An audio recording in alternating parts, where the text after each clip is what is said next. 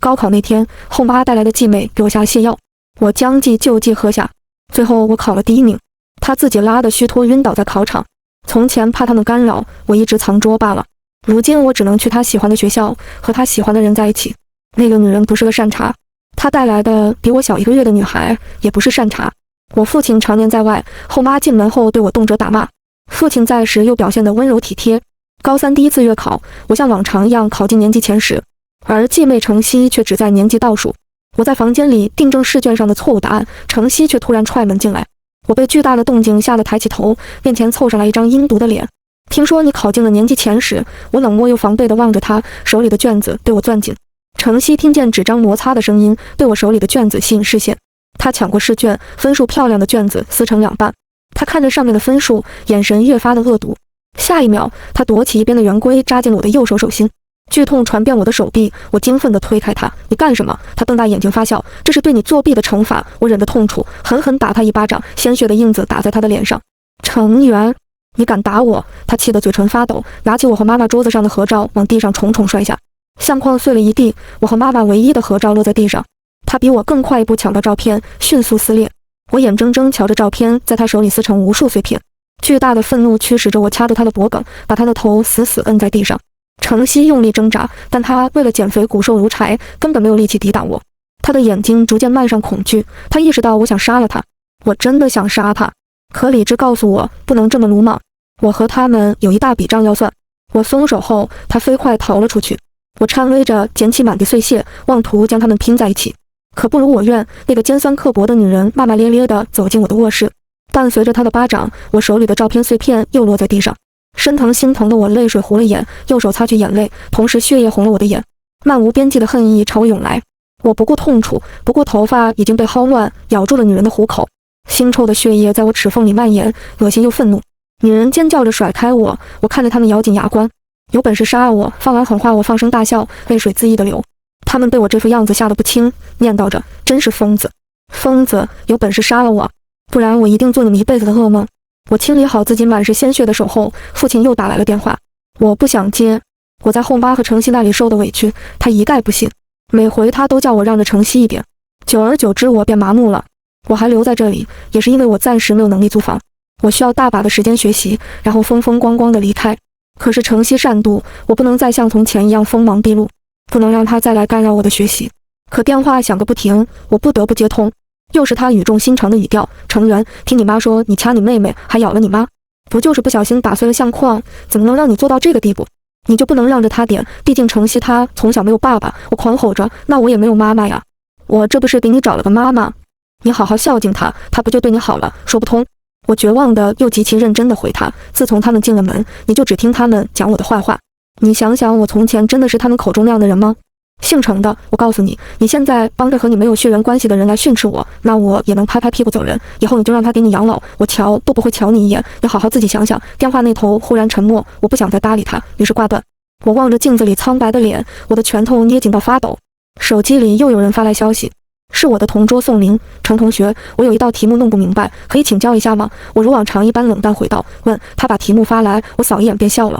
这么基础的题目他还不会，怎么说也同是年级前10。但我还是认真地列出了全部过程发给他。他发来了一个微笑的表情。程同学真棒，我看你的过程终于弄明白了。不客气。发完最后一条消息，我累倒在床上。第二天我上学，班里的氛围莫名的怪异。一个刺儿头突然凑过来问我：听说你以前的好成绩都是抄的，怎么做到的？教教我呗。我拧了他一眼，轻轻回他：滚。程曦隔着一个教室嘲讽地望着我，脸上的巴掌印十分明显。我拉开椅子走到他面前，自己作弊没成功就来诬陷我。我亲眼见到他准备作弊，可惜蠢地把作弊纸条给弄丢了。他表情一惊，带着被我发现的窘迫，但又昂起头：你昨晚亲口和我作弊经验，怎么今天就不承认了？他又在满口胡诌。我知道他并不是真的认为我的成绩是作弊来的，他是想给我制造心理压力，从而干扰我的学习状态，让我成绩下滑。而周围看热闹的人议论纷纷：真的假的？程元成绩不是一直很好吗？我看有可能程曦那么和善干嘛骗人呢？反倒是程元平时那么孤僻，谁知道他在想什么？对呀，程曦脸上的巴掌不就是程元善的？他和善，他们根本没见过程曦的嘴脸。我一定会把他的真面目公之于众。忽然人群中挤开一条缝，那个个头高挑的宋林施展他作为纪委的威风，把大家赶回座位。课间，我看见程曦握着一瓶饮料走过来，递给宋玲，和在我面前那副阴冷的模样完全不同。他笑得伪善，夹着嗓子问：“宋玲，你准备考什么学校呀？”宋玲抬头轻轻望了他一眼，礼貌地回：“清华。”程曦挤出2声笑：“加油哦！说不定我们能大学见。”我忍不住一声冷笑，便对上程曦挑衅的眼神。程曦喜欢宋玲，人尽皆知。我和宋玲经常凑到一起讨论题目，这也是他妒忌我的原因之一。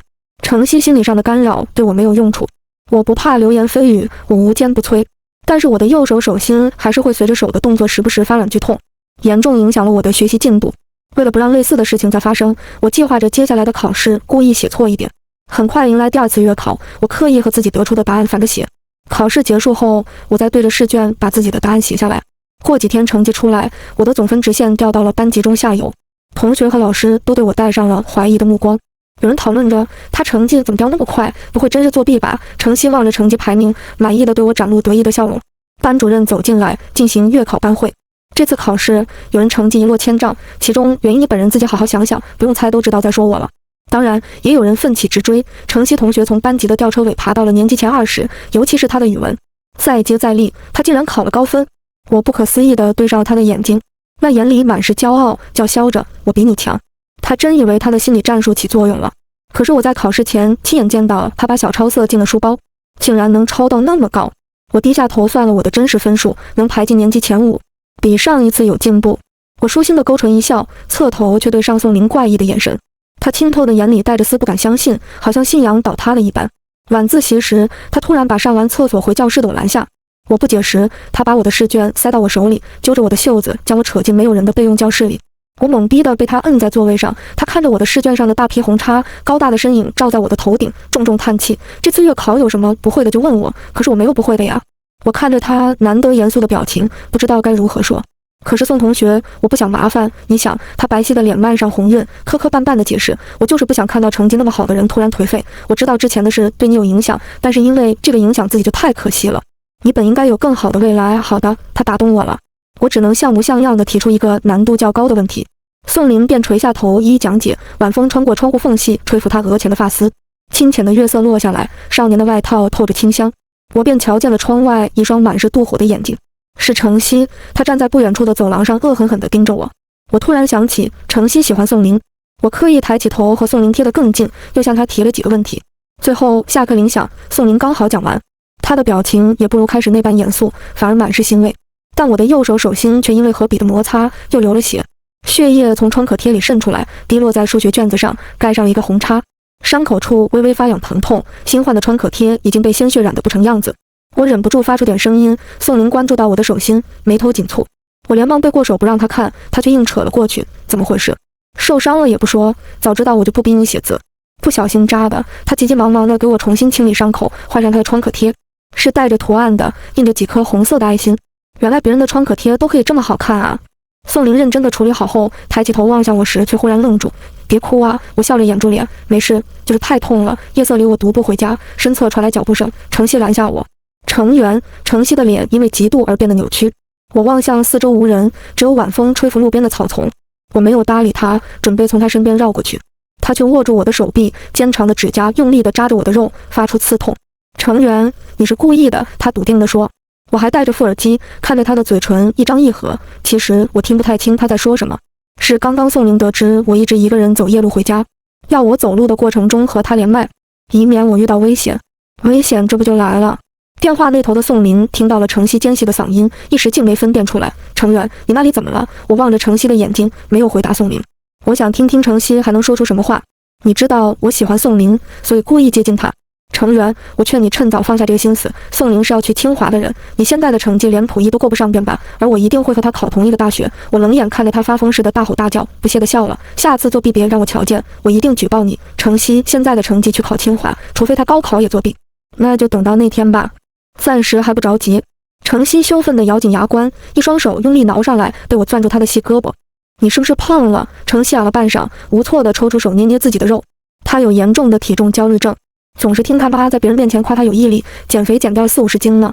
可那个女人并没有看到程曦因为减肥掉落的头发，吃减肥药而拉肚子到脱水晕倒，因为胀秤而一天不吃饭。其实程曦已经干瘦如柴，面色严重发黄。倘若她是个正常姑娘，我一定会心疼她。可她非要那样对我。程曦愤怒地转身快走，怕是要回去称体重了。耳机里传来宋宁的声音：“他平时都这么对你？”小可怜，以后我不会让他在班里散播谣言。温润的嗓音忽然点了我某处的心火，让我呼吸一滞。他又说他考不上清华的，你才会，我们一起去清华。我不知道该如何回应这份温柔。几秒后，我对着空气用力点头。好的，宋同学，我努力吧。周末去图书馆吗？宋宁问我。好。恍惚间，宋宁就好像出现在夜色里一般，和我相视而笑。隔天去学校时，教语文的黄老师突然喊我去办公室。他啐了一口茶叶，露出百年不变的笑容。你们班主任说你最近成绩下滑很大呀。你们班主任本来想让我换个语文课代表，说是不是课代表这个职务耽搁你时间学习了。我低着头，升起一种愧疚感。老师们对我的称赞，我不是没看在眼里，只是暂时之计也不好去和老师说。我一向沉默寡言，怎么会把家里的事情拿出来到处说呢？说出来，除了徒增他人烦恼，还可能逼得那对母女做出更恶心的事。我只能解释着，老师，我考试的时候腹痛，脑子不太清醒。嗨，黄老师拍拍我的肩头，之前听过班里说你抄袭，是不是对你有影响？成人同学，我是你的老师，你是我的课代表，这些话我是一概不信的。你只管好好学习，一次考试而已不算什么，厚积薄发嘛。我知道黄老师这番话的用意必定是好的，可能他和宋林一样，见不得我颓废。于是我抬起头，和他温柔又苍老的眼睛对上。老师，我永远不会放弃我的目标，相信我吧，相信我吧。而我比任何人都相信我自己。黄老师满意的笑笑，欣慰地拍了拍我的背，去把孩子。走到门口，我和程曦擦肩，便看见他嘲笑的眼神，好像胸有成竹似的。我走到门口处，便停下脚步，掩在墙壁后听了一会。程曦甜甜地叫了一声：“黄老师，他是该高兴，语文他可是进步巨大。”可黄老师不似刚才说话的温和，严肃了不少。程曦同学，我刚刚发现你的高分作文和网上范文有极大的重合，请你给我解释一下。不看他，我都知道他的窘迫了。投机取巧能撒多久的谎呢？程曦狡辩着，说话磕磕绊绊。老师，我是考前刚好看见了差不多的文章，觉得写得不错，所以就多看了几遍。另一方长久的沉默，随后重重的叹气。这还是第一回，批战老师也是新人，再有下次就不只是我找你了。黄老师总爱给人点机会，事情不会做绝也不点太破。接下来的事就得靠程曦自己悟，可我赌他悟不到。随后我便迈着不紧不慢的步子离开，回到教室坐下没多久，便看见程曦捏着一沓语文卷子走进教室，应该是黄老师顺路让他带上来的。他脸上苍白，手心出汗，都把卷子浸湿了。和我对视后，又做出一副耀武扬威的样子，大步走到讲台上，取代了我的课代表工作，替我发卷子。他的狗腿子朋友凑过去：“老师是把成员撤职让你做课代表吗？”程曦心虚的都不敢抬眼，慌乱的分了卷子。老师说让我发个卷子，听着意味深长的哦了一声，好像明白了许多，一般挖苦的瞅我一眼。幼稚死了！我带着无语的情绪低头看我的笔记。倒是宋林在一旁小声说了句：“不是和他说了别什么？”我侧过头好奇的瞧他。他坐的板正，胡乱摇头，手里的笔也开始乱涂乱画。没什么。接下来的大半个月，宋林锲而不舍地对我进行辅导。瞧他比我还着急的样子，我也不好意思考得比上次低。又一次月考，我把成绩调到了班级中游。试卷发下来，第一个接的不是我，而是宋林。他把卷子前前后后扫了一遍，然后推到我面前，面容苦涩。这题我是不是讲过？你居然全错！我看他这副欲哭无泪、有气还得往回憋的样子，感到十分抱歉。我没在意，这题真的和他讲过的一模一样。我还没张口，他先收回了情绪。没事，至少你进步了，别气馁。其实我不气馁。我想说放学请他吃饭，可是才想起来我的兜里分文不剩。平时想吃顿好的，还得用我爸转的那点钱，但是都被我买练习册花光了。我望着宋林这副认真又悲痛的样子，顿感着实是辜负了他的真心。忽然想起平日里经常路过的烧烤摊老板正招临时工，去帮一碗也能赚到一顿饭钱。我打断宋林苦恼的思绪，你让我请你吃饭。宋林霎时愣了一下，好像没反应过来。我说我请你吃饭，我声音陡然大了一点，招来不少人的注目，包括程曦。他恶狠狠地拧起眉，我也不落下风地和他对望。耳侧传来宋林小声轻咳。好啊，烧烤摊老板和老板娘笑得很和善，尤其是老板娘笑起来特别像我记忆里的妈妈。圆圆，等会客人来了你就去帮他们点餐，钱我来算，串让你书考。老板娘略显粗糙的手摸了摸我的脸颊。小时候总爱和妈妈一起来夜市小吃街逛，人间烟火温情在呀，只是现在只有我了。烤串在烧烤架上滋滋地冒着油光，配着烧烤料飘香十里。我走在各桌客人之间，偶尔有人夸赞老板娘这小姑娘真灵活。成员，穷的没钱请客就别请。程曦的声音响在我身后，真是阴魂不散。我手里还捧着菜单，另一只手摁动圆珠笔。这位客人想吃什么，赶紧点餐。我和你说话呢。我瞧了一眼不远处露着花臂的老板，凑近程曦胡说了一句：那个叔叔以前混黑的，不想挨揍就别跟我闹事。吃不吃？不吃就回去找你妈喝奶去。程曦肉眼可见得气得脑袋发红，跺了两下脚便走了。热汗浸湿衣裳，忙活了几个小时，终于要收摊。老板娘擦了擦自己沾上油渍的手机，皱着眉摁了两下。随后对我抱歉道：“圆圆，阿姨手机又卡了，今天就给你现金吧。”我伸手接过那张皱巴巴的纸币，有些陈旧发黄，可在我眼里异常珍贵。谢谢阿姨，我满意的将纸币塞进书包里，和老板二人道了别。可回了卧室，便看见我放在桌子上的几本练习册都被撕烂了。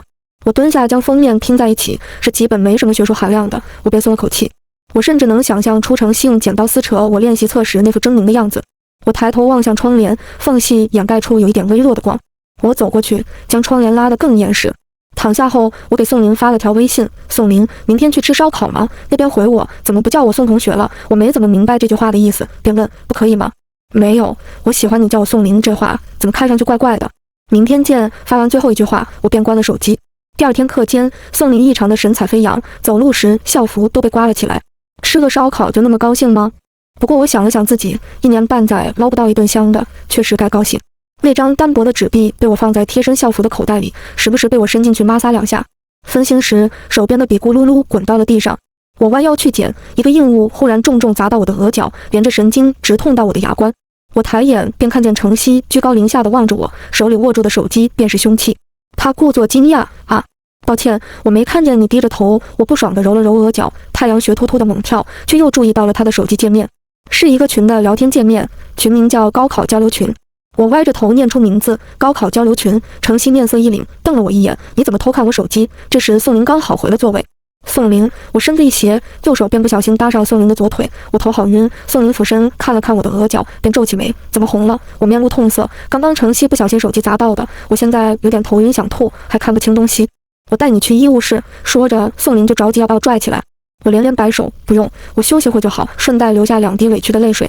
是真委屈。这么多年，我就没遇见几个真关心我的人。寒潭里待久了，光是被太阳小照一下便觉得心酸。而程曦又急又气，奈何铃声一响就得回到座位上。这是我第一次和宋林一起走夜路，路灯下2道影子都被拉得很长，延伸向路边。夜风吹得我抱了抱手臂，我盯着地上的影子，不敢看向别处。宋林抽出插在兜里的手，脱下校服外套搭在了我的身上。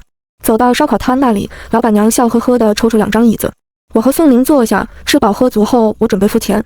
我摸了口袋里的纸币，要递给老板娘，可递出去才发现，那纸币被人为地撕成了2半，另一半还在我的口袋里。我慌忙掏出来，把2个半张拼凑在一起。还能用吗？纸币被我的手带得一起发抖。老板娘和宋林的眼睛下，我甚至已经窘迫得不敢说话，不敢抬头。难怪程曦今天总是路过我的座位，搞出些动静。他没有偷钱，而是把这张发皱又载着我汗水的纸币撕碎。宋林先出声：“之前我请教你那么多问题，我来请吧。”脸上有点痒，我揉了揉眼睛，音色发抖：“不行，大不了我免费打工1晚就是了。”可一双手把纸币抽了过去。老板娘笑着说：“这钱阿姨沾一下还能用。”我抬起头道谢：“谢谢阿姨。”而宋林已经凑到了我身边，递上来一张纸，帮我擦拭脸颊上的泪水。他黑亮的眼睛在夜灯下熠熠生辉，问道：“程曦干的？”我望向他身后的大树边，那里闪过一道人影。我慢慢摇头：“应该不是吧，我没有惹他啊，笨蛋！有些人的恶意是没有理由的。”我声音逐渐小下去：“那要怎么办呢？”“先保护自己，再还击回去。”我微笑着点头，对他的回答特别满意。等我一人走到家门口时，屋子里传来2个女人歇斯底里的声音，一道是程曦，一道是他妈。不出意外的话，他俩吵起来了，还会互相砸东西。我早说了，这2人都不是善茬。程曦这些天积郁已久，刚才躲在树后边偷听时又被刺激。他妈不是个会疏导的好母亲，反而尖酸刻薄，只好自己的面子。平日里母女俩狼狈为奸，可一旦某一方说话态度不好，那吵起来就是针尖对麦芒，谁也不让谁，只能两败俱伤。我在门口掏出手机背了一会儿单词，等到屋里的声音逐渐小下去，2人屋子里的灯熄灭，我才收好手机进屋。果真是一片狼藉，碗杯碎了一地，椅子倒在地上缺个腿。我懒得收拾，反正将来这也不是我的家。第2天早上，我看见程曦青紫的嘴角，还有身上的磕磕碰碰，抑制内心的狂笑。这些还只是开胃小菜。寒假里，我和宋林一起找了个家教的活，先挣钱攒一下大学学费。有一日，宋林突然问我：“程媛，你还坚持要去清华吗？”我笃定地点头：“当然，我有这个能力，为什么不去？”可是宋林垂下眼睛，长长的睫毛掩盖住他的忧虑。他哑了一会，才慢慢说：“我想和你考同一个大学。”我轻轻笑了一声，语气坚定：“没什么好可是的，这也是你的梦想，朝着他跑就是了。不要为了任何人停下脚步，不要为了任何人停下脚步。”说给他，也说给我。后边的几次月考，我都平稳保持在班级中游。班主任已经为我进行了好几次心理疏导，你现在这个成绩，一本肯定是可以的，保持稳定，不要慌张。就是和以前。随后他叹息了一声，又收回片刻异样的情绪。没人会在即将高考的学子面前说丧气话，反倒是程曦，成绩稳定，保持在年级前部，俨然是一副从吊车尾逆袭的姿态。在他眼里，我的成绩已经不具有威胁，平日里连语气也好了不少，甚至带着些怜悯。他还做着和宋林一起考取清华的梦呢，但他并不打算放过我。高考前夜，后妈差使我去倒垃圾，我在程曦房间的垃圾桶里看见了被撕碎的药盒子，在自己的房间还要撕得细碎，若是心里没鬼谁信。我捡起几个碎屑，拼拼凑凑成番泻叶，一种刺激性泻药。我打开他的抽屉，果然放着几粒被扒出来的胶囊。第二日早上，我收拾好书包，确认好考试要带的东西，出了房间。后妈和程曦笑得眯起眼，比我见过的任何时刻都要高兴。程曦递过来一杯水，笑盈盈，都要高考了，留下来吃顿早饭吧，以后估计也不是一个层级的人了，傲慢且充满鄙视。我接过水杯，在程曦可盼的目光下一饮而尽。边上的女人话也不停，小曦，你爸是不是亲自给你手写了一封高考祝福信啊？拿出来看看吧。好，程曦装模作样地抽出一个信封，刻意把信纸展示在我面前，是我爸爸的字迹。女人又忽然想起来似的，对我说，你收到你爸的信了吗？我佯装面色难看的摇头，没有，但是我写了信。他们嘲讽地对着笑，斜视我的眼睛，满是不屑。也是，你爸忙，没什么时间。咔嗒，我重重放下杯子，生气一般走出家门。过了今天，他们就别想有好日子。事实证明，心情好是可以缓解紧张情绪的。这一场语文考试比从前的任何一次都要顺利。考试结束，回到教室后，我看着程曦的座位，迟迟不见他的人影。教室外有几个外校来高考的人大声谈论，我靠，刚刚我们考场有个女生一直拉肚子跑出去上厕所，最后直接栽倒了，身上不知道哪里还掉出个手机。本来我考试挺紧张的，那个女生一直上厕所，弄得我直接像对待普通考试一样平常心。结果她还作弊，这简直是我这辈子最精彩的一场考试。考完我都不想背答案了，这是我能拿出去吹好久。班主任就在这时表情严肃地走进教室，把准考证收上去保存，也不忘提醒几句，大家考试的时候注意，一定不要把不该带的东西带进考场，还有考前不要吃容易伤肠胃的东西。随后让我们自己认真复习下一场考试。前后结合，事情也能猜出大概了。番泻叶胶囊里的粉末被我换成了维生素，而那些粉末我为了不让程曦看到，随手撒进了我那便宜爹大发慈悲给我买的补脑产品里，准备第二天丢掉来着。结果今早根本没看见那些瓶瓶罐罐，就直接忘掉了。想来是被他贪心的母亲拿走，给他的宝贝女儿补脑子了。而程曦身上的手机已经坐实了他作弊的罪名，我竟然有些失望，感觉我亲自手写的举报信白写了。前段日子他手机里录出来的高考交流群，实际上是一个大型组织高考作弊的群，是班级里认为我作弊的刺头拉我进群的，还耀武扬威的向我邀功。他以为我作弊成性，一定会对他感恩戴德。我退群时，他还讽刺我假清高。有趣的是，在退群前，我发现程曦是其中管理员之一。更有趣的是，刺头拉我进群让我发现他的罪恶，就是因为程曦造我的谣，让他对我产生误解。今晚我没回家，免得那女人发疯殃及我。我用寒假赚来的钱订了2个晚上的酒店。事情发酵得越来越大，各大新闻纷纷开始报道，重点高中某学生作弊被抓。与此同时，考试院接收到一封匿名举报信，和学生手机核对后，确认其参与了组织作弊的犯罪行为。已经有热心群众在评论区暴露了这名学生是谁，程曦。对于高考作弊的人，当然是人人得而诛之。莘莘学子苦读10多年，凭什么他要作弊，把那些努力学习辛苦追梦的人置之何地？我躺在柔软的大床上，无与伦比的舒服。从前我也有这么柔软的床，但被抢走搬去了程曦的房间。我点开手机相册，翻出小时候和妈妈的合照。半梦半醒间，我好像看见妈妈坐在我的床边，摸着我的脸颊。我们圆圆啊，永远是最棒的。加油考试，去你该去的地方。妈妈永远在最明亮的地方看着你，因为天上最亮眼的那颗星星就是我的妈妈。妈妈是在我7岁那年癌症去世的，临走前她已经被剃去了头发，被化疗折磨得不成人形。她就是这么抚摸着我的脸，告诉我妈妈要去天上做星星了，会永远守护我的小圆圆的。那么妈妈要是看见我被程曦母女这么欺负，一定会很难过吧？妈妈放心，很快他们就要遭报应了。高考完当天晚上，又一则新闻报道，参与组织作弊的某高考生与其母对家中姐姐进行长达数月的家庭暴力。视频内容是一对母女把一个高中年纪的女孩踹倒在地，用2人的力气压制，对女生拳打脚踢，内容残暴。但这是个合集，后续还有其他的种种暴力行为，让人看了开头就不忍心继续看下去。被打的女孩就是我。高2暑假，我用所有积蓄买了一个2手的录像机，每次我预想到会被程曦母女施暴的时候，就会把它藏在窗帘后面，录下全程。第一次成功录下被施暴过程时，我也想立即报警或者发到网上，可是我想起了烧烤摊老板娘的故事。她长得很像我的妈妈，所以我经常和她示好，久而久之她也把我当干女儿对待。她说她的女儿就是被欺凌致死，可是这起事件并没有引起广大关注，他们尝试过发布到自媒体上，但很快就被删除视频。我开始有所顾虑，在发现程曦有高考作弊可能的时候，我的机会来了。借着他的热度，我被施暴的视频完全有立刻被大量关注的可能性。另一方面的原因，高三正是需要耗费时间学习的时候，若是把事情全部暴露出去，处理的低调妥当还算好的。可要是出了差错，时不时被喊去做调查，或者被关注此事的人采访，都会浪费我大量的学习时间。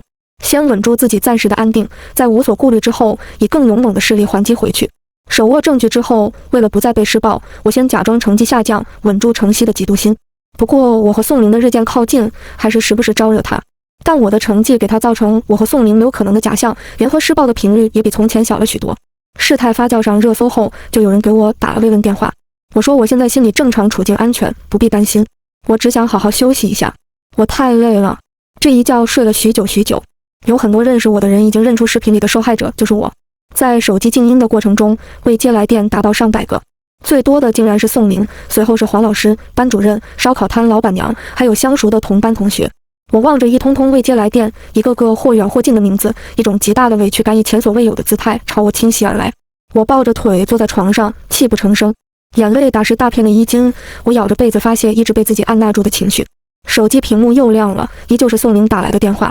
我用哭到发软的手接通了电话，那边传来宋林焦急的声音：“程远，你在哪？”我抽泣着上气不接下气，好不容易痛哭一场，仿佛能要了我的命。宋林，救救我！原来我是需要安慰的，原来我不是坚不可摧，是我从一开始就没对任何人有过期待，所以自认为不会受伤。可有人把我从寒潭里拽出来，我学会渴望，也变得脆弱。我断断续续地告诉宋林我的酒店地址，他很快就赶了过来。我未在意衣着是否单薄，匆匆赶过去开门。宋林的头发被风吹得凌乱，他喘着粗气，脱下他宽大的外套，将我整个人裹住。我无措地打着裤嗝，倒觉得有些丢人了。宋林检查着我的手臂，还有几道没有痊愈的伤疤，其实在衣服下还有更多。你去医院看过吗？我应声把裤嗝咽了回去，然后摇头，没钱。我带你去。他的语气不容置喙，催着我收拾妥帖，便去了医院。一路上他都望着车窗外边，看都不敢看我一眼。过分的沉寂让我觉得不对劲，我伸头去看他，才看见他支撑着下巴的手正用力捂着嘴，眼眶整圈泛红。我哑着嗓子：“宋林，谢谢你啊，谢谢你告诉我，这世上除了妈妈，还有人会为我伤心。”他虽然别着头，靠近我的手已经伸过来揉了揉我的脑袋，轻声安慰我：“没事没事。”宋林让我全身检查，没什么大碍，他才松了口气。随后我又见到一个急急忙忙跑过来的人，十分眼熟。待那个人走近，我才愣愣地喊他：“黄老师。”宋林自然而然地把检验单递过去：“爸，你看一下。”爸，黄老师是宋林他爸。黄老师上下扫了几眼，又把我前后转了几下，打量一二：“孩子没什么不舒服吧？”我只带着震惊的眼神摇头。宋林才解释：“我随妈姓，黄老师是我继父。”原来如此，看他们自然相处的样子，应该感情很好吧？我想回家看看，不知道那二位什么情况了。黄老师和宋林陪我回家一趟，程曦已经被拘留，还不知道判几年呢。后妈也在事情发酵的当天被警车带走，家里东西能摔的都摔了，只可惜没能亲眼看见他们绝望发狂的样子。就连这时，我的父亲都没能回来看一眼，我对他已经无望了。黄老师说：“好孩子，这段时间你就住老师家里，等以后有能力了想搬随时可以搬走。”老师，我可以照顾好自己，没关系的，我已经拒绝，但也架不住两个人的热情。当天就收拾东西搬去他家里，师母也立即给我安置了屋子。相处过程中，黄老师和师母也有意暗搓搓地撮合我和宋林，经常惹得我们两个面红耳赤。过了这温馨和乐的半个月，终于等到查分的时候，宋林先查的分，考得不错，稳定发挥，能上清华。轮到我时，三个人拥挤地围在我身后，比我还紧张。成绩出乎我意料的好，班主任也在这时打电话告知我们，程远考了全市第一。黄老师自掐人中，差点激动得晕过去。宋林依附你演我的表情，我只好把高三的整个心路历程给他们解释了一遍。黄老师只好又心疼又宠溺地指我：“你呀，全把事情藏自己心里，以后有什么事都说给宋林听，你就把他当情绪垃圾桶。”今年的暑期结束前，刚好是宋林19周岁生日，我想给他个惊喜，悄悄布置房间，晚上还请了不少他的朋友来。切蛋糕时，我被人不小心推搡着倒在他怀里，他喝了点酒，褪去校服，也褪去些许青涩。鼻息凑近时，他问我要不要和我在一起，我只犹豫了1秒，这1秒我在思考官宣怎么发。1秒后，吻轻轻落下来。后来我被邀请回母校，给下一届学弟学妹们做一次演讲。人群中忽然出现骚乱，一个头发糟乱的女人从人群中挤出来，企图上台来把我拽下去。我仔细望，才发现这个面色土黄、双颊凹陷、眼里全是血丝、头发花白一半的女人是我的后妈。她尖叫着，长长的指甲挂着我的裤脚，但很快她就被保安叔叔架走。警车驶来，她又因为寻衅滋事被拘留。我和宋明也被称为清华学霸情侣，这个名号一直留在母校。要是程曦出狱了回母校看看，说不定还能听听我的传说呢。听说程曦出来后和他妈妈扭打了起来，怪他妈没教好他，然后又靠着他妈找了个小工作。同学聚会的时候还听人提起过，说是被几个人包养过了，但这都已经和我没关系。我的父亲在得知我去了清华之后回来找过，被视我如亲女儿的黄老师气冲冲地赶走，他冲着那个低头羞愧的男人破口大骂，以后承认就是我的亲闺女，你他妈出现一次揍你一次。有一回我和宋明在假期去了内蒙旅行，我和他躺在草地上，他握着我的手，我为我曾欺骗他的事道歉，他却说，可如果你没有假装成绩下降，我都没勇气接近你。少年时期见不得喜欢的女生自甘堕落，才鼓起勇气要把坠落的星星往上推。